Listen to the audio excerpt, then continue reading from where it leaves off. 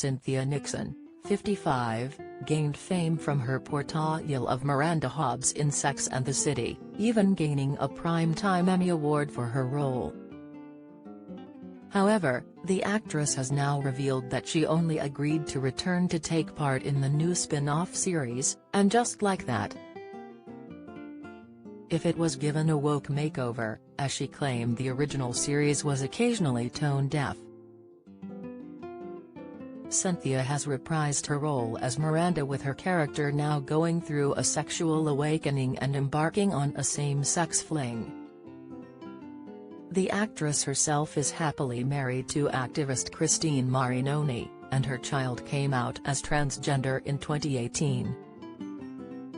In an interview with News Corp, published by the Herald Sun, Cynthia said, "But the more I talk to Sarah Jessica Parker, writer-creator, Michael Patrick King, and Kristen Davis, about the things that I couldn't go back without, a real sea change in terms of the lack of diversity in the original series, they were on board.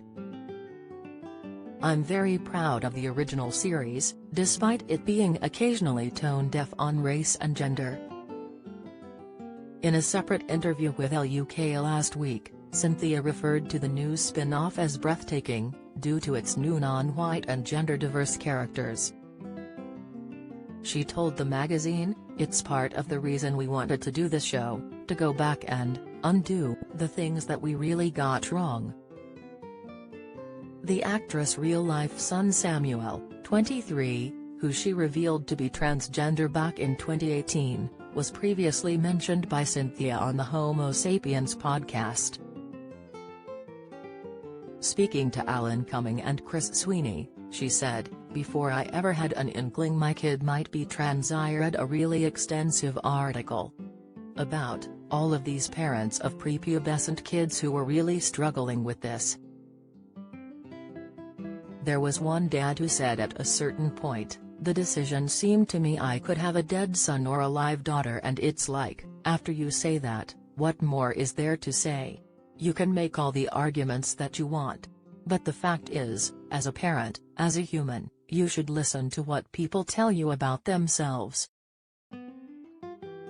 Samuel was born Samantha Moses in November 1996 to Cynthia and her then-partner and college sweetheart Danny Moses. Touching on her own sexuality, Cynthia said, "It's different, but it's the same as when you think about 30-40 years ago and more, the arguments given to gay people that this is just a phase, you're gonna grow out of this." The Sex and the City reboot's more woke storylines have been heavily criticized by fans of the show, with some brutal reviews branding Sarah Jessica Parker's character Carrie Bradshaw's return to screens grim, awkward and a painful downer.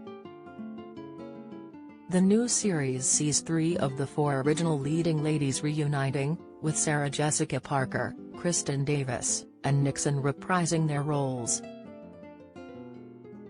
Critics wasted no time in slamming the show's lack of humor, overly woke storylines, and awkward plotlines following the premiere of the first 2 episodes in December.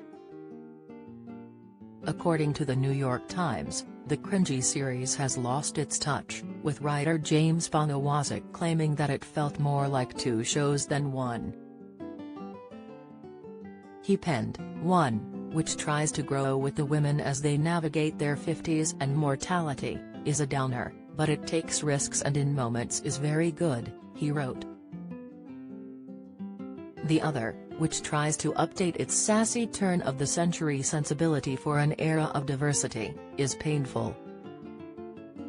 The Washington Post author Inku K called the aggressive and exhausting show a total bummer and a disappointment.